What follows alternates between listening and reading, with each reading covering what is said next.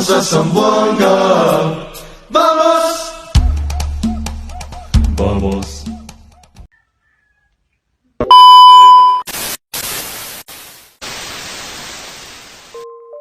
Isang napakalaking punong matatagpuan sa isang lugar sa Zamboanga City ang pinaniniwalaang may tanda ng mahigit 1,576 taon.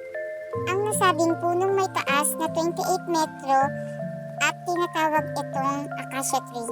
Taong 1972, nagpapatrolya raw ang park warden sa lugar na ito nang matagpuan niya ang kamanghang-manghang puno ng Acacia Tree. Ayaw ipaalam sa mga tao at turista ang kinaroroonan ng puno dahil alam niya una pa lang na napakahalaga nito. 80% ng mga posibleng trajectory ay nagpapakita na ang puno ay nasa 1,576 taong gulang. The ancient trees have genes and a very special history because they are symbols of resistance and adaptation. Itinuturing ngayon ang punong Acacia Tree na isang time capsule na maaaring maging bintana upang matanaw ang kasaysayan. Ang mga puno ay iilan sa mga kakaiba at natatanging buhay na organismo sa mundo. Kung paano sila nakikipag-usap, kung paano sila lumaki at muling lumago sa mga henerasyon, at kung paano sila umangkop sa ilan sa mga pinakamalupit na kapaligiran sa planeta na patuloy na nakakaakit sa sakatauhan. Ang mga puno ay may iba't ibang hugis at sukat na ang ilan ay may kakatuwang katotohanan mula sa pinakamataas na uri ng mga puno. Saksi din ang puno ng acacia sa paglaki ng mga mamamayan ng Zamboanga City, lalo na ang mga matatanda, lolo at lola natin. Kasalukuyan, ito ay nagsisilbing silong sa mga batang naglalaro, naging kublihan sa mga batang naglalaro ng tagu-taguan, naging home base sa takbuhan ng hagarang taga, at naging akyatan naming mga musmus noon sa larong langit lupa, naging pahingahan ng mga magsasaka at mananayaw, maging ng mga pandaguhan, at naging magandang pwesto noon ng mga pondahan ng San Malamig at Fishball, maging hilaw na mangga ay doon na ay nagsipagtinda. Mga alaala sa mababang siglo ng matandang puno ay sarap sariwain at muling yakapin. Lahat na yata ng bagyong malalakas, unos, sakuna ay iyong nalalampasan. Mga lindol na di ka man lang natinag, mga ugat at sangamong noon ay ubod ng tatag. Ang laki ng pakinabang ng acacia tree, lalo na sa tag-init.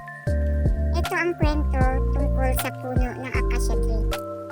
Munting ibon, ihimlay sa aking sanga, ang pagalmong katawan at nasapin ang katas ng talutot ng aking mga bulaklak. Ibabahagi ko sa iyo ang aking mga kwento tungkol sa kung gaano katamis ang sinag ng araw at ang buhay ng lupa na nalalantay sa aking katawan. Kung paanong sa gubat ay narinig ko ang musika ng kalikasan mula sa mga kuliglig at agos ng tubig sa batis, at kung paanong lumiliwanag paminsan-minsan ang gabi dahil sa mga alitap-tap at buwan, at kung paanong sa umagay unti-unting lumilitaw ang duntian sa pagsilang ng langit sa araw.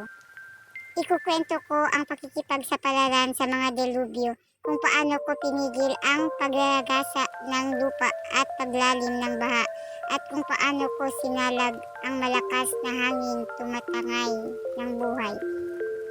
Ikukwento ko ang mga ugnayan kung paanong ang buhay ng puno ay buhay rin ng paru-paro, ng tao, ng bawat nilalang, at ng munting ibon.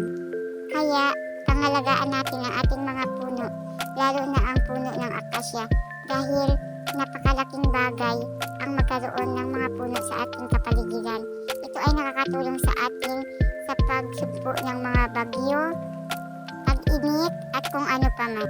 Acacia, commonly known as the wattles or acacias, is a large genus of shrubs and trees in the subfamily of the pea family.